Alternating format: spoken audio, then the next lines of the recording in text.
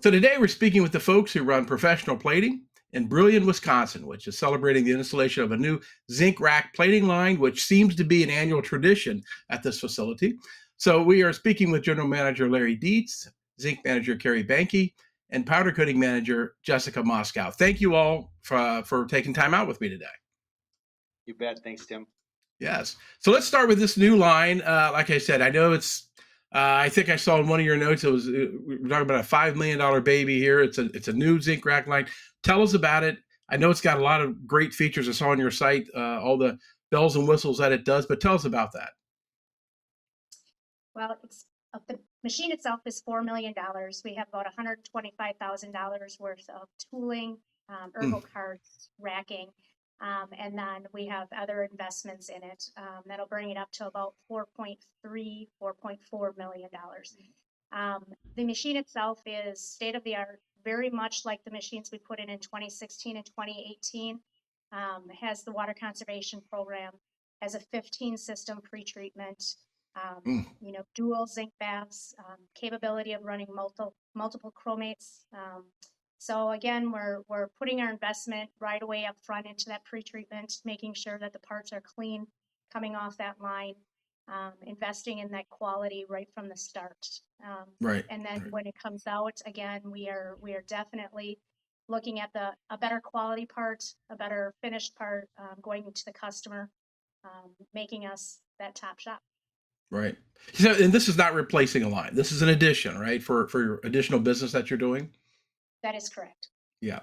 And number 6, is that right? Is this number 6 for you all? It's called Rack 6. So Called Rack 6. Currently in production, we will have 4 rack plating lines, 1 barrel line. Gotcha. Right. Because Larry, you guys did this in a few years ago. I think it was 2016. I think you did another expansion 2018. What is it that's driving this for you all? I mean, is it? I mean, certainly you're doing more business, or you wouldn't be expanding and growing like this. Right. The 2016 line was actually a new line for us. We had been doing plating on the outside, and we kind of did the Field of Dreams, build and they will come. Well, we built that business up, and we brought that back in for Carrie to run that in our zinc envelope. 2018 actually replaced the machine that dated back 30 years ago, which used to be called Rack Line 2, and there's Rack Line 6 today because we sequentially numbered them over the years. So that 16 was new, 18 was a replacement, and we felt that last year when we kicked this off in about May or June, that it was a good time to expand again, grow again, as we like to say. Here we grow again. Before we had to. 2018, we probably waited too long to replace that other equipment. It cost us more. We were getting less racks per hour. So we went back to, again, the strategy of do things before you have to do things. And we're happy with where we're ending up. Again, this line is by Cook Jessup Cook Industries again. And when we do get all started up, we'll have a total standardization between the rack line from the 16 to 2018 to now. Carrie was telling me the other day some of the phenomenal computerization changes, even just in the last 4 years, are dramatic to how our screens look. Or she was noting, and I'm going to steal some of her thunder here, but she's like, now we can tell where an e-stop is instead of going and hunting for where the e-stop is. Everything tells us there. So kind of like you mentioned, and you may ask that later, but the computerization of the preventative maintenance software is we need to let computers do more. Computers can do a lot more, and whether it's managing a system like that or having to touch screens or stuff on new equipment, the newer, younger team member likes cool. Okay, the culture likes cool. They don't like old-fashioned. They don't like paper. They like computers. So that's another good kick in the pants in a positive way that we get when we put something new in, because people are really intrigued by the neatness of that.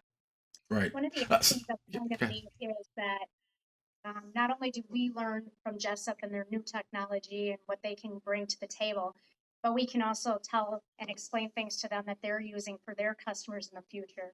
For example, we were working with them, and I said, well, why wouldn't we make this a station, when we're replacing anode baskets and balls so that it centers? And the engineer said, that is a very good question. Why wouldn't we do that all the time? And I'm like, you are correct. And in a matter of minutes, he had, and I truly say that in a matter of minutes, in 10 minutes, he had the program updated. He updated it for me, and he's now making that mental note to go back for other customers and do the same thing.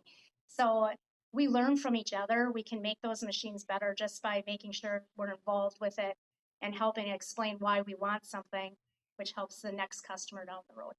Right.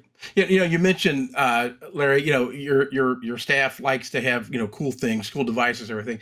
Certainly you all like to have repeatability, right? You want things done exactly the way, fine-tuned exactly the way every day, every shift, right? I guess this equipment allows you to do that and really dialing it in and getting it so really a lot of human error is not involved with these Yeah, processes. one of our favorite sayings is that we strive for to be repeatable and consistent. Okay, whether that's the culture we speak, whether Mhm. that's the approach to our business. We spend more on chemistry. We dump more often. I know I do on the e-coat side. We actively look to have a better system. We have a separate tank maintenance person in each of our areas that works every single day, magneting tanks, adding, changing filters, stuff like that. So when our lines, and you've been here and you know that, when the stuff's coming off, it's coming off at 99.95% good. Okay. Mhm. And so that if customers can just see the difference in that, hey, how come when I get 100 pieces from professional plating, they're all good? That's why. Okay. That's why. We're not inspecting 100 out of 105 and picking 100 good ones. We're not that lucky at picking the rubber duck. Okay. We Mm. develop it into the process. The process stays good. We just completed another successful ISO audit last week. Zero findings. Okay. And the positivity of that speaks to the system, speaks to the repeatability. Like you said, is there a lot of people who can plate between here and Indiana? Is there a lot of people who can paint between here and Pennsylvania? Absolutely, but they don't do it with the repeatability that we have come to be known for, that we hang our hat on. Right, right. I know you guys. I saw you added new blasting capabilities. You've got that. You're almost like constantly adding new equipment. Let's go to Jessica. Let me ask about the powder coating, because that's one thing I think I see in your facilities where you have powder coating, you have e-coating, you have the plating processes. So give us an update on the powder coating. Is Larry been buying you new stuff like you buys Carrie, or is that Well, the powder coating area hasn't really, the line itself hasn't changed in the last Mhm. 24 years, but we've made plenty of upgrades in our booth as far as our guns and our auto booth. Just recently, I had our Nordson supplier in here and, okay, what's the next step? Because we're always looking, Mhm. what's going to become obsolete and what are we going to have to do to make sure that we protect ourselves from that? Right, right. It's so funny, Larry, and Carrie, y'all. I hear so much about the best protection. I keep hearing this more and more. I was at an automotive conference and heard this. Zinc and then go powder coated is a great. And you rarely get those in the same facility, right? I mean, but you all can do that. Do you have a lot of projects where you do, go from the plating side right in the powder side as well? We don't do many on that side. We actually try to talk customers into the e-coat under treatment, Eco. and most of what we see automotive, most of what we see for Harley Davidson, I would say, Jessica, a third of what you powder coat each day been e-coated already, At least. at least. Gotcha. So people like Volvo, Harley Davidson, John Deere. Okay, we're a John Deere North American, coating center approved coater. So again, as warranties have gone up, as John Deere changed and went from a 12-hour salt spray to 144 hours or whatever it is, that has all elevated. But I want to prompt back a question for you back Hmm. to Miss Moscow here on powder. Yes. I think she got to trump herself up a little bit more. System hasn't changed, but we're constantly finding new ways. Talk a little bit, Jessica, about maybe go back 2 years ago now and tell us what you're doing on reclaiming powder and how you paint Mm. now a myriad of different colors, because I think that's a super cool thing to say. Well, the system hasn't changed. but we change. We're finding Mm. items to get better at and better on. Sure. We actually, our efficiencies have improved greatly, where we were running 2 full shifts plus a ton of overtime, and we were same sales where we are now. So, just efficiencies, we've made a lot of improvements, and that does, coincide with what Larry said with our advancements in the paint room with the reclaim process. So our gloss black that we probably run 50 to 60% of our day, we run through our auto booth and we reclaim all of that powder.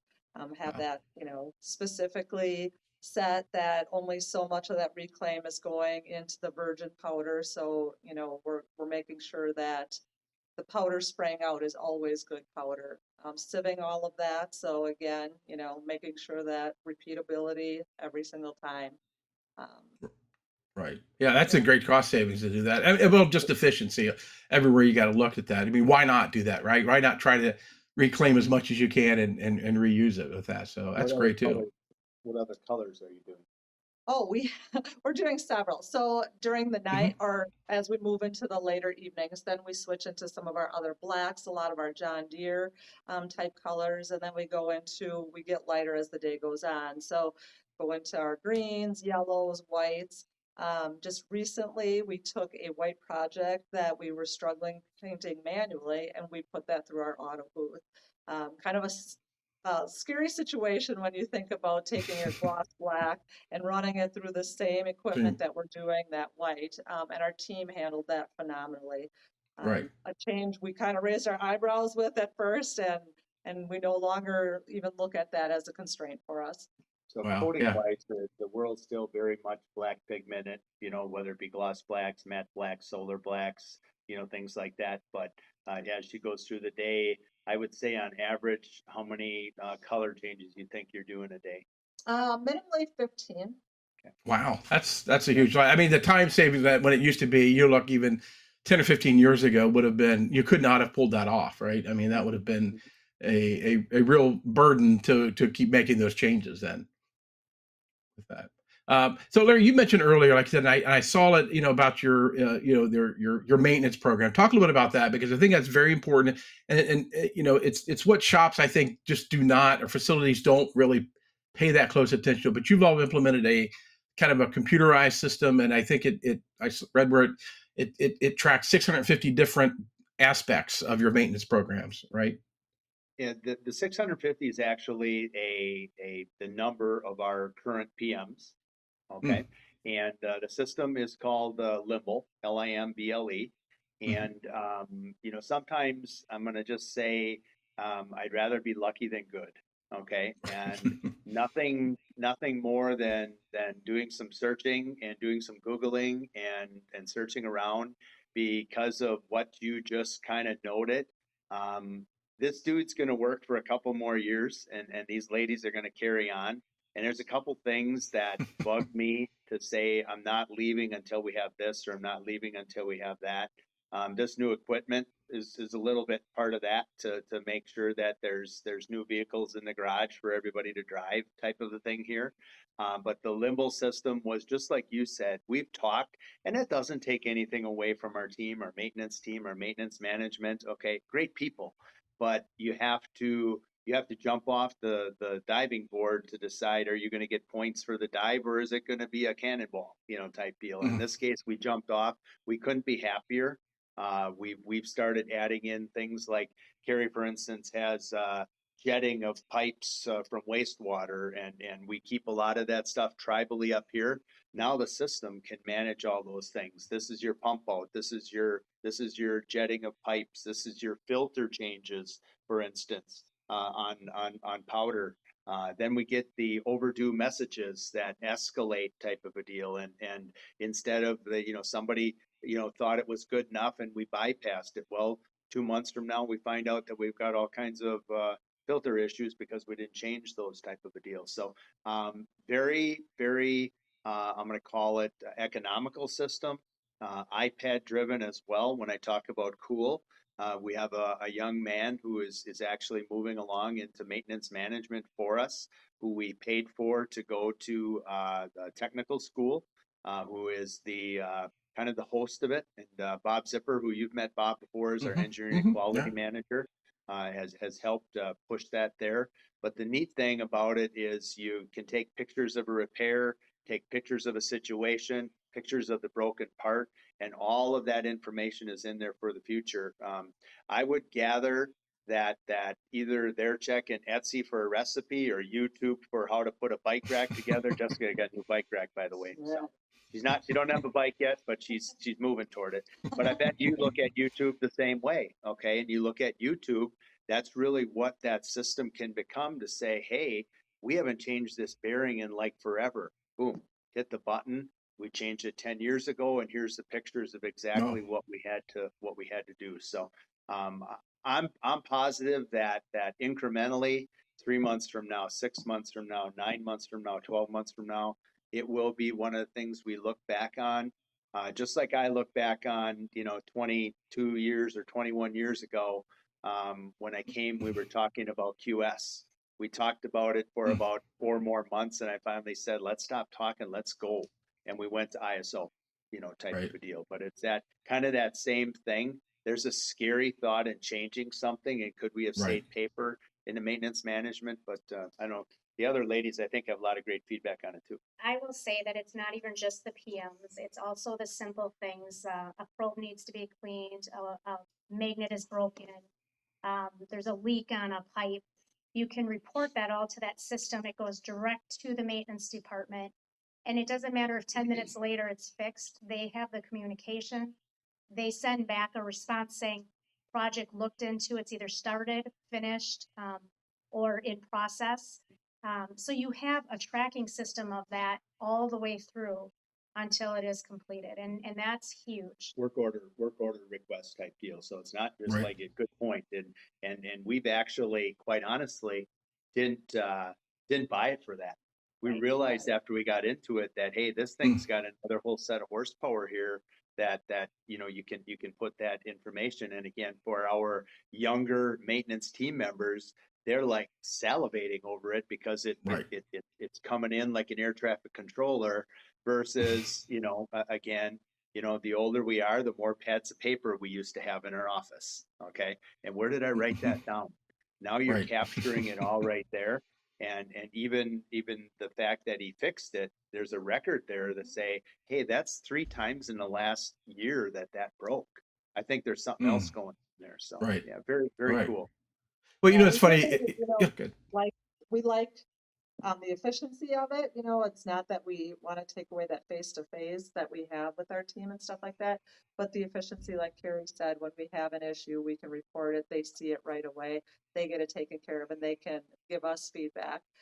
One thing I also really like about the program, when Larry talked about filters, so we order a lot of that stuff ourselves, and it gives us the heads up, okay, in a month, 2 months, whatever we set that at, you're going to need to do the filter change. So we don't have to sit on a bunch of extra stuff that we don't need. We know at that point, let's get it on order so that it's ready when that does come due.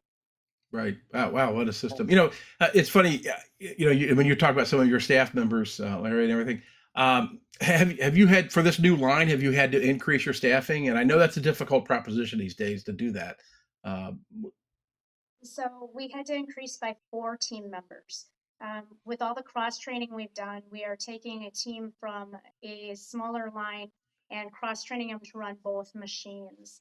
And then we'll go from there. So not a whole lot of new team members added, but a lot of efficiency gains and productivity gained by adding just those 4.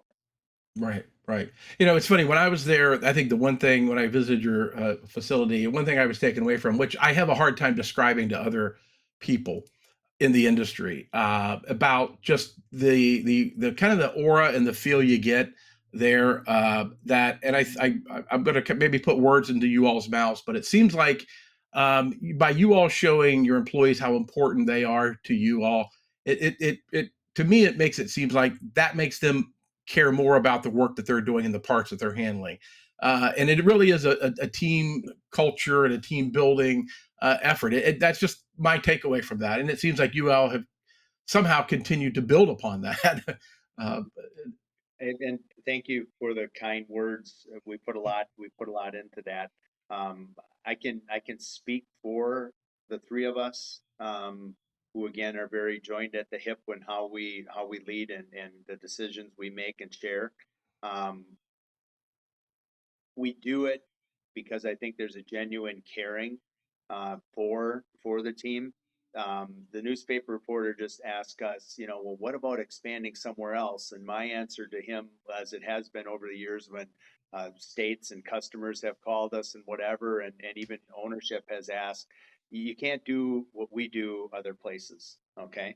Because you can't automate culture, okay? You Right. could do something in a much smaller scale, but the cultural approach that we have and what we built from 10 team members and 10,000 square feet to just short of 200 now, and 200,000 square feet is really, it's enjoyable for us. It's cool, and somebody like you who's so knowledgeable in the industry can see that. It's why we strive to get customers in here, and we had a customer tour today too. That when they come and see the difference, okay, that there's a true difference there. And Kerry mentioned, to the newspaper reporter too, if you look at our Facebook stuff or you look at those articles, we really we want our team to see it as more than a job. Okay, that their calling is to make great parts for great customers, but also to leave the community better, to leave the area better, to donate to Salvation Army, to donate your time, to just different stuff like that. So, and I think the team, for instance, does see that. It's difficult at times to get us to get 21 to 30 somethings really understanding that what we're trying to do is help you. Okay, and even if we're working with you on attendance, we're not trying to be hard on you. We're trying to get you to be at work because we want to pay you another $1,800 bonus like we did last quarter for success bonus. And if you're not here, Wow. you're not earning hours. So in some cases, I think we are very mom and dad to our team, type of a deal. But culturally, if you're not at any business acting that way and you only manage while you're here, okay, I think that's where it ends. If you don't manage, and it's difficult because we all like our spare time and things like that, but if you don't manage like they're yours 24 hours a day, 7 days a week, I think that you as a company will have more of a problem coming in on Monday morning at 6 or 7 o'clock and punching out at 5. You know what I mean? You can't punch out on culture. You have to, it's a constant, house of cards once in a while, smoke and Right. mirrors, Right. lots of mental embracing, lots of communication. We have this app on the phone that we call Pro Connect that's just constantly communicating, information and keeping them on the edge. And Thursday after, tomorrow's open house, but celebrating our visitors, Thursday we'll celebrate our team again. We have a catered lunch coming and special cupcakes and a embroidered pullover for everybody and longer breaks and just, so it is that stuff that we do truthfully appreciate. We're not, some people might look at it when they come in and get a little wordy here, but they may come in and say, well, why are they being nice to me? Companies aren't nice to people. Nobody's ever been nice. Nobody's ever given me anything, or nobody's ever trusted me, and if we can get them past that to say, it's okay. We really do appreciate you. It's okay to say thankful. It's one of the culture points is applaud one another. Okay. Right. If the whole world had a little less divisiveness and applauded more than one another and thank them once in a while, we'd be a greater place to live. Right, exactly. And it's funny, I like I said, I saw that, I sensed that when I was there. I know that what you all have built in that regard, it's not cheap. I mean, I saw, the area, and I think you had just opened it up, the fitness area there. You had some areas where, some of your team members, if they weren't feeling well, they can go relax for a bit, a meeting or thing. That's not cheap. How do you get your owners to buy into that? Has it been pretty? Not to say it's a hard deal. It sounds like they have been into it from the very beginning. That they're committed to that as well. I would say it's a pretty easy sell for them for the reason that if you have happy employees and you have happy team members, they're going to be way more productive. Your quality is going to be better because they feel valued. And if they feel valued, they're going to give you twice as much back in return. Right. You know, Right.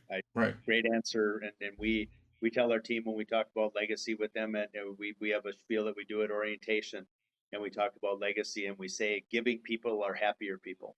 And if you're giving of yourself, whether it be donating time, donating money, or just helping to teach somebody or mentor somebody, type of a deal, you will be a happier person. If you learn to do it here, great. If you do it outside of here, great, because you'll be better when you come back. You'll have just a better self feeling about yourself, your self confidence, and stuff like that. So, we could not work for a better family in terms of hands off.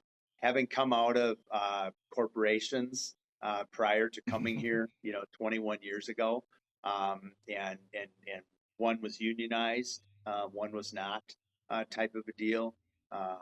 So it's our own playground in a lot of cases, but yet a very successful mix of playground, type of a deal. So the investment in those things, whether it be the lunches, whether it be the swag, whether it be the wellness center, whether it be just the new lighting or stuff like that, I think again, when customers come and see that, they can see that you're not running the heck out of something or, Right. The Right. other thing I would say is when we're really close to 200 team members strong, we know them by name.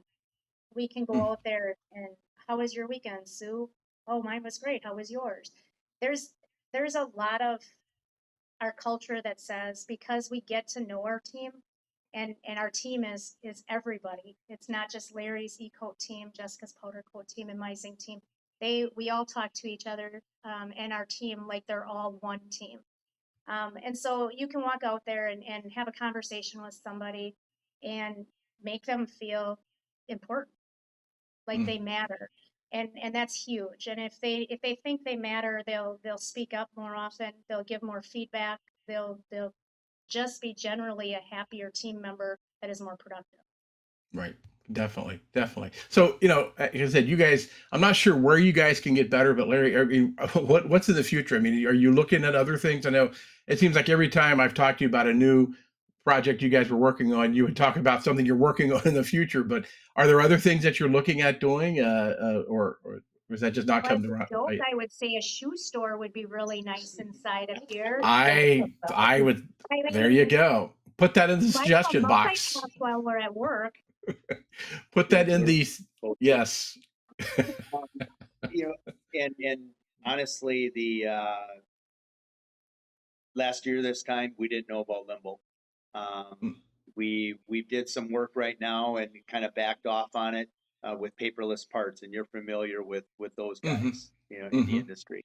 So we're looking at systems and administrative things and different quoting ways, and should we redo our software, which is quite honestly an old software that does good for us that was originally developed for Lincoln Industries. Okay, Mm. that we are still using. So it's things like that, and people like in maybe an industry you maybe heard of ProPlate or Steelhead or people like that are out there. So we're looking to take the admin business data side of the world forward. I can say that there probably will be another plating line within the next couple of years. If everything works like we believe it will with Rack 6, that it could take away the need for one of the other older Fanta Cycle Master type lines that's still saleable, and we could get some revenue out of it for the depreciation that's left. But when Carrie said earlier, I think she may have tipped it to you when she said we have 4 rack lines and 1 barrel line. We obviously would potentially look to grow barrel plating business in the future. And our owner, Bob Endries, who's the original founder, he hasn't asked me probably in about 2 months, but as soon as, and they'll be here tomorrow for the open house, and I'm willing to bet one of his questions is going to be is did we order that new barrel line yet? So, and that's the type of support that we get to say that it's not just buying stuff to show off, it's buying stuff to truly make it better for customers, create more security for our team, having no layoffs and be structured. Out of that, like you said, we're at 200 team members, and I think right now we have maybe 6 openings, and 2 of those Two of those are new maintenance positions that we're going to try to add also to go along with the PM system to grow it even further. So we feel really blessed to be able to be keeping who we have. You know, it's a crazy environment. We've got Right. a customer across the street that's 200 team members short. They're looking for 200 people, you know, type Right. of a deal. So Wow. Wow. Well, great. Well, listen, I know you are busy, and like I said, I appreciate you taking time out for this and to show. I know we're going to be showing people in this article some of the new line and some of the other ones too. Are you all name your lines? Don't you? You give them names, don't you? Some of them do. The team gets to decide on that. So we have Yeah. Shirley and we have a couple others, but yes. Yes. Okay. Typically we I end do up recall being that. girls. I'm not sure why. Like hurricanes, right? Yeah, Yeah. yeah. There you go. Like hurricanes I'm with pretty that. sure I found a document one time, Tim, that it has to do with being finicky. That's Ah, why they were and female names. and perfection. So there you go. Oh, I would take that as good well. comeback. I would take Good that as comeback, well. dude. But all right. Good save.